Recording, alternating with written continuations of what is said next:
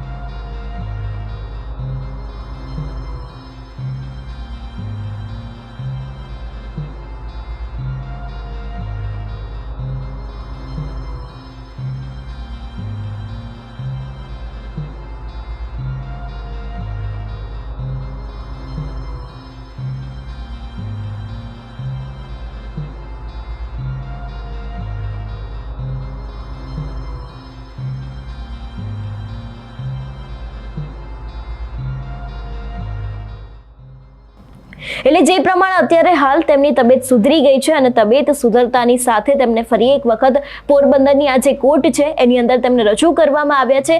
ખાસ કરીને ફરી એક વખત 3 દિવસના રિમાન્ડ છે તેને મંજૂર કરી દેવામાં આવ્યા છે, કારણ કે લીલુ ઓડેદરા દ્વારા ઇઝરાયલમાં રહીને એક વિડીયો બનાવવામાં આવ્યો હતો ને આ જ વિડીયોને આધારે હિરલબા જાડેજા ઉપર જે આક્ષેપો કરવામાં આવ્યા હતા ને આક્ષેપોને આધારે પોલીસ દ્વારા તપાસ કરવામાં આવી હતી અને એ બાદ હિરલબા જાડેજા છે તેમની ધરપકડ કરવામાં આવી હતી। જો કે એ બાદ આપણે થોડાક સમય અગાઉ પણ જોયું હતું કે સમગ્ર ઘટનાનું જે હિતેશ ઓડેદરા છે જે બીજો આરોપી છે એને સાથે રાખીને જે હિરલબાનું નિવાસસ્થાન છે એટલે કે સૂરજ પેલેસ ખાતે સમગ્ર ઘટનાનું રિકન્સ્ટ્રક્શન કરવામાં આવ્યું હતું। તે સમયે પણ પોલીસનો કાફલો ત્યાં હાજર રહ્યો હતો, એટલે કે એક તરફ ઘટનાનું રિકન્સ્ટ્રક્શન કરવામાં આવી ગયું છે ત્યારે પણ ઘણા બધા પોલીસને પુરાવા મળ્યા હતા, ત્યારે ફરી એક વખત આજે 3 દિવસના રિમાન્ડ મંજૂર થયા છે એની અંદર પણ પોલીસની તપાસ કરવામાં આવશે અને આ જ તપાસની અંદર પણ ઘણા બધા ખુલાસા થઈ શકે છે એવી પણ શક્યતાઓ ક્યાંક લાગી રહી છે।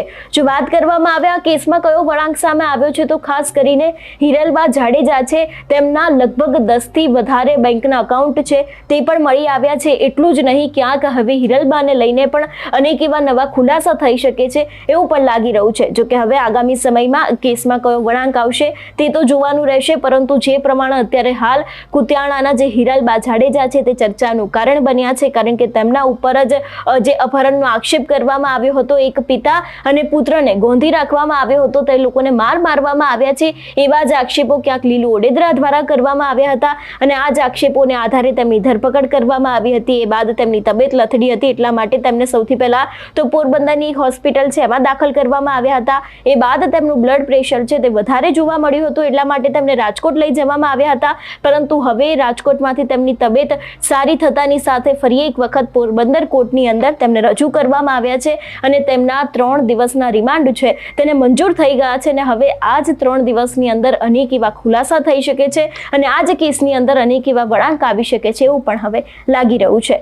તમારું શું માનવું છે આ વિષયને લઈને અમને કમેન્ટ કરીને ચોક્કસથી જણાવજો। તેની સાથે જ અમારી ચેનલ નિર્ભય ન્યૂઝને લાઇક, શેર અને સબસ્ક્રાઇબ કરવાનું ભૂલશો નહીં। નમસ્કાર।